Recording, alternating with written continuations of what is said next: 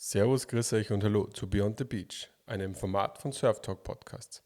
Mein Name ist Gavin Andreas und ich bin Shaper bei The Light Alliance Surfboards. In dieser und in den nächsten Folgen wollen wir euch Riversurfen und andere Weird Waves näher bringen. Viel Spaß bei der Folge. Welcome to Beyond the Beach. Today I'm at Wakeparadise Milano with Tony Finn and Nicholas Just say your last name. Biaudet. Sorry about my French. It's Swiss. It's Swiss. Tony is, Tony, what are you? I'm the United States distributor for Unit Surfpools. And that's what I'm doing right now. That's why I'm here in Milan, because we're having a big the World Championship contest like in a couple days. And I'm here surfing and just hanging out and having a great time. Are you not competing? No, but if there's a 60 and over division, I would compete and maybe I would get third or something. But yeah, I would like to. Nick, what is your job here? I take care of the of this fantastic machine provided by Unit, and I'm surf instructor here, and as well taking care of the wave maintenance and make sure that everything is all right every day. Runs smoothly. So we have a lot of listeners who come from the ocean. So could you maybe, Tony, explain to us what is a unit surf pool? Yeah, so it's really interesting. So I live on the ocean. I mean, I surf a lot in my own town. I live in Encinitas, California, which is a great place to surf. I hope anybody who's listening does not come because the waves are really, really crowded. We don't believe you. Yeah, but the unit surf pool allows people to surf whenever they want to. And the pool has great waves 365 days a year. And it's just really, really fun. It's a great training tool, but it's fun all in itself. The standing waves are really, really fun. Cool, yeah. So it's a standing wave in the middle of a lake. We are here now it's an artificial lake, right, Nick? Yeah, the Idroscalo Lake in Milan, it's an artificial lake. Has been basically built in the Second World War, supposed to be the airport for the how you call those airplane landing on the water. Okay. Yeah, but then somebody at the same time invented the jet plane, so this lake has never ever been used for those kind of planes. Then by digging, they found the water and it filled up himself. So the cool part about this lake is that we don't have rivers coming in. Oh, really? The water is coming straight from the ground, and and super clean. Super clean, yeah. It's really nice water, really nice temperature as well. And with this machine, we also keep it quite well oxygenated. Okay. So it's really helpful for such an environment like this one. So it's a floating platform in the middle of a lake, and you guys are creating a very good wave, a very good standing wave on it. Totally, it's a floating platform. It's attached to the ground by the 6 cylinders, which are controlling the inclination of the wave of the platform. The more it sinks, the higher is the wave. And then underwater, we have this massive concrete platform where we are attached, so we are not going anywhere. And that's it. It's really, really, really simple simple working. I've been watching Nikki do it, and like at the beginner classes, medium, intermediate classes, and pro, and you can teach anyone like 1 foot, 2 foot, 3 foot, 4 foot, 5 foot wave, and it's like each wave is fun, and you can teach people. I mean, you're teaching people so quickly.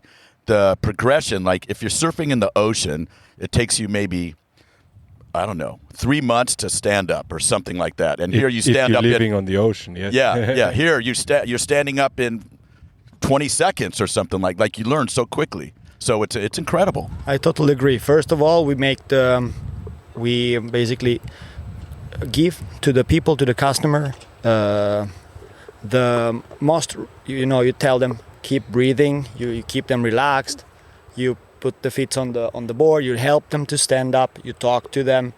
They get so easily used to they go, I don't know how to explain, but it's so difficult when you do something new to have the total control of your body. In here, with somebody that holds your hands, talk to you, explain what you have to do technically, but as well the feelings, which are the most important things. You speed up the things, the learning process, 2 times. Yeah, definitely. I think that's the big advantage of a standing river wave or a static wave, that you just progress so quickly. And I saw you guys teach, and you go into the water with the people, which I like as well, because you hold the people, and yeah, the progress is really fast, and the wave is super forgiving, has a really nice transition, strong at the top. I really like the wave. Yeah, for us, it's such a big honor to be part of this project, since we are the first instructors on the standing wave. We have as well developed, and we are still developing year by year different teaching techniques. That, for example, I'm riding regular, and I can as well coach and teach to regular surfers. So basically, I'm standing on the board with the left foot forward, but my body is twisted 180 degrees. Yeah, it looked insane when I watched that. I mean, it's possible. It's possible, yeah, definitely. So we have a quite big river surfing scene, especially in Munich, Germany, Austria, and also Switzerland. We have a really big scene, and I think the scene is really, really old there. Can you tell me a bit about the scene in Italy, about the river surfing scene in Italy? Well, we come some year after you, so also our culture, it's in developing about the standing waves. We are more... Also, our customers and guests are more ocean surfers, so that's also the way that they are surfing this wave. They surf it more as training for the ocean, one extra plus for the wave, because it means that it's possible. But we are not really good on using the wave as you guys do on your rivers or on your pools. We turn pretty good. Yeah, we are fast, but good, yeah. We don't do tricks yet. Not yet. But we don't have as well somebody who can do it, so it's very difficult for everybody to learn it. We should bring Nicky Sandy down here to just hang out and show everyone how to do the air reverses and stuff. Yeah, he's here with us, and next week we have the Rapid Surf League coming. What do you think? Like, Rapid Surf League is, the best guys and girls probably in the world, I would say. I don't know. Sorry about that, Tony, but I think the Europeans are at the moment still ahead of the US. Yeah, I think I would agree. Yeah. So that's cool, though. Yeah. Because, we can all compete and have fun together in a worldwide fashion, and it's just beautiful. Yeah. We get to the US a little bit later, but now when this podcast is going to come out, the Rapid Surf League will be already over. But yeah, so what do you think? Are you excited about the Rapid Surf League coming next week? Well, for sure, having an event of such that caliber as the final, it's a big thing for us. In Italy, in Milano, in our on our wave. I mean, I'm gonna see for sure different things that what I'm used to see every day, and I hope it's a push for those who will be here watching to see the next level and to see actually what you can do on this wave as well. Yeah. So I think you have 2 wildcards from Italy. We're gonna have 2 from Wakeparadise. Yeah, nice. I'm very proud of them. So Chiara, so we have Chiara and Thomas. Thomas, cool. Yeah, good luck to them. Absolutely, they need it. We saw them surfing already. Yeah. Chiara was ripping yesterday. Yes. She was surfing good style. Yeah. Let's see if she handles the pressure. Yeah. Now you can definitely see the difference between the two scenes, like Germany, Austria, and Switzerland, and then Italy here. But I think it's very cool. Like, you can tell that it's more ocean-based surfing here. Like, also what you guys look at and stuff. Like, what you guys where you've set the focus to and stuff is really interesting. Yeah, and that's also the point of having you here, because sometimes you also need a board which is helping you doing things that you don't normally would do with your ocean board. Thank you very much. And this is it's a start. It's a start. I've noticed that your boards are really good. They're super fun. Thank you for letting me borrow one yesterday. I hope you let me borrow it for a little more time. And I'll think about it. Okay, thank you. And the thing is like, at first I thought you could just use a board from your normal board from the ocean, which you can if you want. It's still super fun. Yeah, it still works. It still works, but especially like how you do the rails and all that, and make it a little bit different, put an extra carbon around the rails and all that, and just it makes it better. It's cool that it's a little bit specialized, you know? Yeah, I think it's a different sport. You have to see it as a different sport, I think. And it's a lot of fun, but you also need a little bit of different equipment. We are not far off ocean boards, but we are a little bit different. So. But I mean, with the board I have, I'm now riding the Stash 5.5, and if I have in mind to try something, I know I can do it. First of all, I have strong rails. So, I mean, I want to try something. If the board hits the walls, it's fine. No problem. Bad for the walls. You also approach the things in a different way compared to I'm trying a 360 or whatsoever, then the board hits the wall, and then you cannot surf for 2 weeks because it's in reparation. Yeah, I didn't want to do marketing for my boards, but thank you guys very much. Okay, no more marketing. No more marketing. So we are here. We have a cable next to us, right? So wakeboarding next to us. Do you think the scene is different? Like, Tony, you come from a wakeboarding background, right? Yes. I used to sell wakeboards. You used to be one of the founders of quite a... I founded, me and my partner, Jimmy Redmond, founded Liquid Force. Okay, and then I worked at Liquid Force for 20 years, yeah. Quite a big name in wakeboarding, right? Yeah, Liquid thank Force. You. Yeah. So, I mean, the wakeboard scene is great here. There's a lot of good riders. They have really great unit rails and features all over the place. And it's a really, really, really good scene. Very progressive scene. A lot of good riders over here. Yeah. Do you think the surfer is different to the wakeboarder, or are they the same? I mean, to me, they're the same. I mean, they're a little bit different, but it's just so gliding on the water sideways is just beautiful. So as long as you're doing that, I think it's awesome. Nick, what did you experience? Is it the same customer who comes and goes wakeboarding and goes surfing, or is it a completely different? No, in here it's different. It's different. First of all, we are using a machine which is using a lot of energy, which means not that cheap tickets. Yeah. And it's expensive, and young people maybe don't have that much money to afford it. So we have rather elderly people surfing. They can, it's the true reality. Then of course we have as well above 25, let's say. Yeah, you have to be able to afford. I think now, can we say it's 55 euros a session? It's 55 euro a session. For one session? For one session, it's basically 7.5 minutes per person, up to 8 people. From 8 people up, it's an hour. It's an hour, yeah. But then we offer as well a package for 10 hour, which is 390. So you basically pay the session 39, and that's very good. That's what our locals are doing. It's called a punch card. When they want to ride 2 sessions per day, they just wave a hand. We add a second one, and they jump into the second session straight away. Yeah, I was surprised that the waves are not booked out completely here. Like. Wow, everywhere else I go, it's always booked out, and then you come here and it's so relaxed and everything. I really like it. Also with the lake and Italy, nice food, warm weather. Yeah, it's very perfect. Unpredictable. The wave can be empty until 5 minutes before the session starts, and then it's fully booked. Everybody spend the morning on the website checking who's there. Okay, nobody, and then everybody just book at the same time.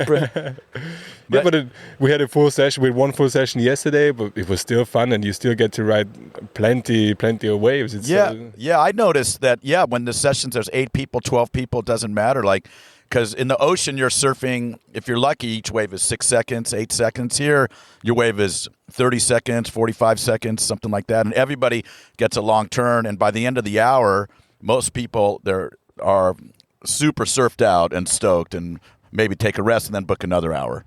Indeed. I was also surprised that it really there's almost of a channel back. Like, you have to paddle a little bit, which I like because it keeps you a little bit more in shape. But it's not too hard. Like you have quite a good channel. No, indeed. We actually have every engine is spinning anti-clockwise, which means that also the rip current behind the wave, it's a little bit easier to exit from the left than from the right. Oh yeah. Okay. So that's one thing.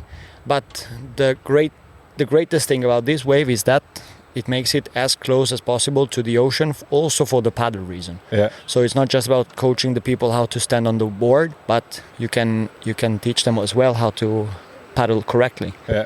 Okay, we surf small boards compared to the ocean, but still. If you can paddle a small board, you can paddle a big board, right? Absolutely. All right. So you talked about the electricity costs. Can you tell me little bit how much energy uses a unit wave? So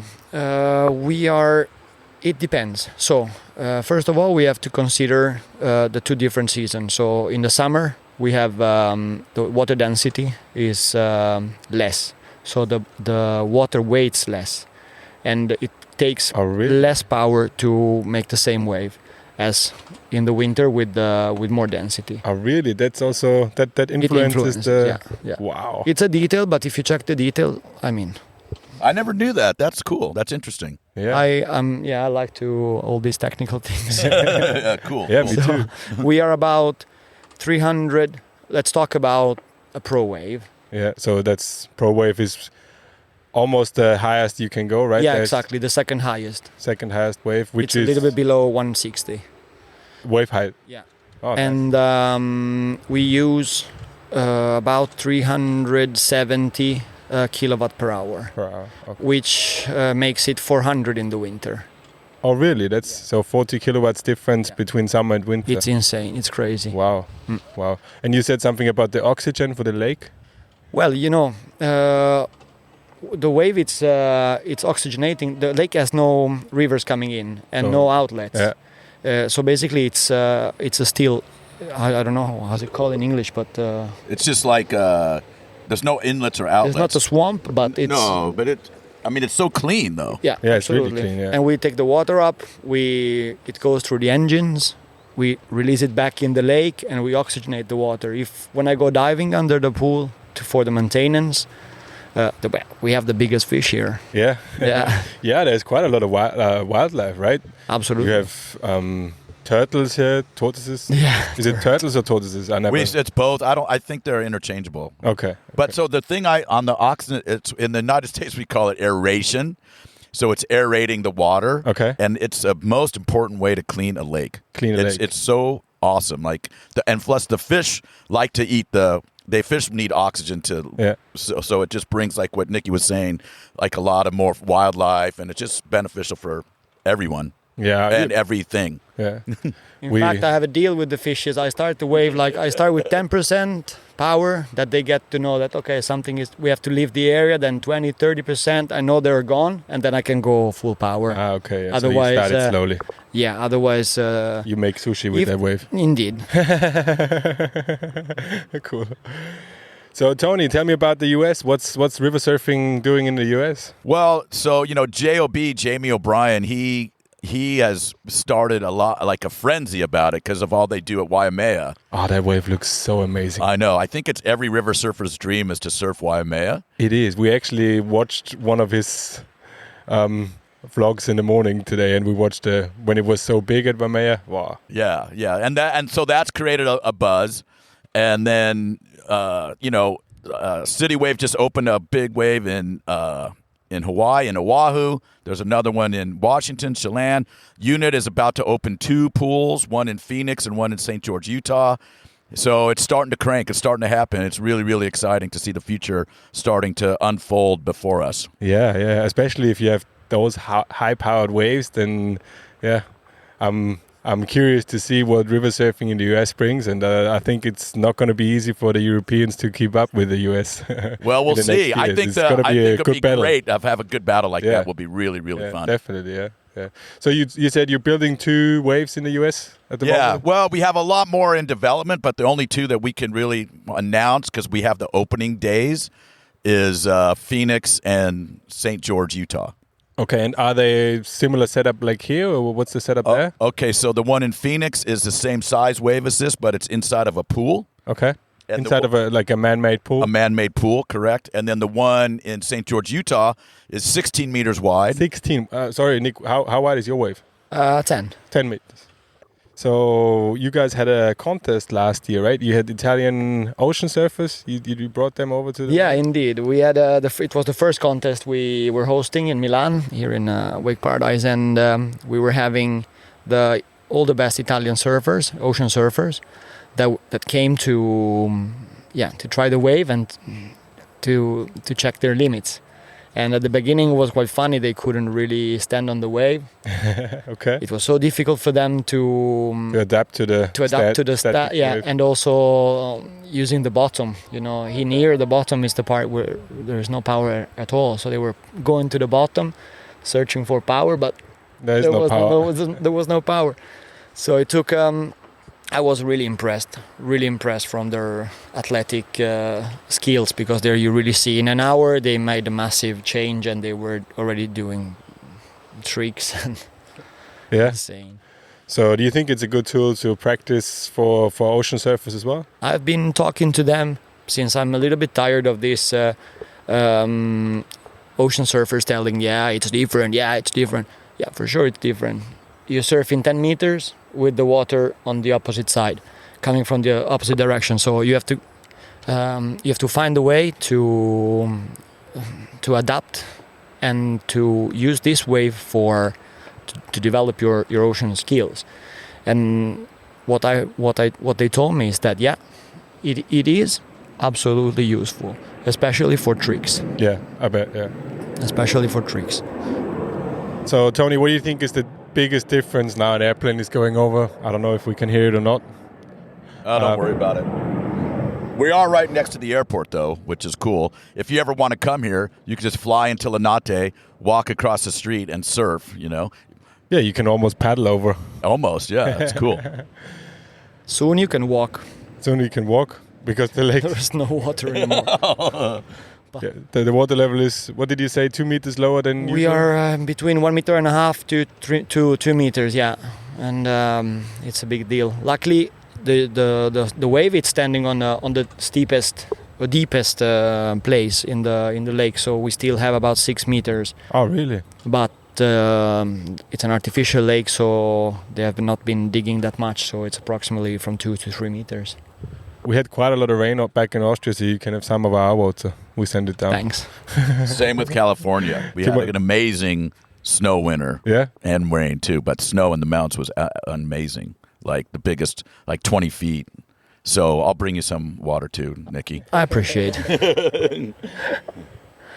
Yeah, it's not. It's a worldwide thing, so you cannot do much about it. Yeah.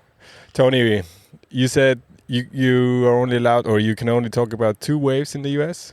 Well, I mean, yeah, just because I don't know if you know how real estate development is or things like that. No idea. But anyway, I'm a surfer. Yeah, I know. Well, I'm a surfer too and a wakeboarder, and now I'm learning about real estate development. And so part of the thing is that, I don't want to jinx any deals, and so I just don't say anything about it until it's 100% solid. But there will be a lot of Unit Surfpools in North America. Cool. Will we see a 101 foot wide unit wave?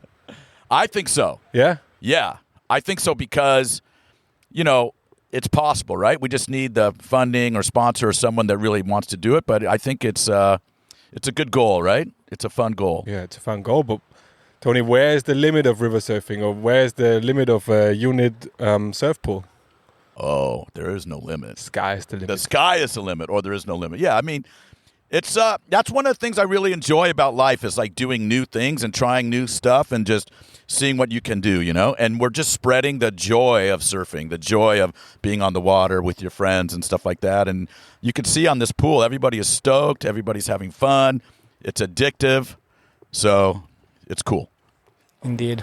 100-foot wave. I mean, maybe. I get lost under when I dive. So the limit for me is how many oxygen tanks would you need to to stay under the wave for that long. Good point. So for the last part of our podcast, I'm going to have 5 questions. We're going to share them out. Maybe there are going to be more than 5 questions between you two.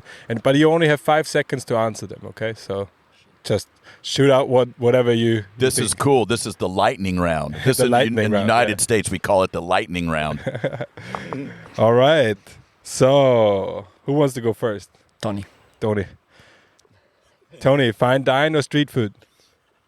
I didn't understand what you said again. Sorry, fine dining or street food? Street. Street food. Nick, if you have one surf session with whoever you could choose, who would it be? How many seconds I have? Tom, my colleague. Yeah. He's a fun guy. Okay, cool. True. Tony, crowded lineup with board shorts or empty lineups in freezing water? Crowded with board shorts. I don't like the cold. Yeah, you come from California, so. Sorry, I have to find the right question. Nick, camper or sports car? Camper. As you drive a camper, a van, I drive a van which goes 160. that's enough. I can crash with the motorcycle at 50. So it's better to go safe. Tony, you have obviously traveled the world quite a bit, right? Yes. Where have you not been? Which wave do you want to surf before? What's your bucket list wave? J-Bay. J-Bay. Yeah, even though it's a right-hander and I'm goofy, that's one place I've never been is South Africa, and I just look at that wave and just marvel at it. Nick, what's your bucket list wave? Doesn't matter. Doesn't matter. Wakeparadise Milano. No, whenever I have time to go surfing, I like Every session is a whatever good way. session. Yeah. Cool. All right. I don't know how many questions we had, but thank you very much for having us. Thank you for being in the podcast.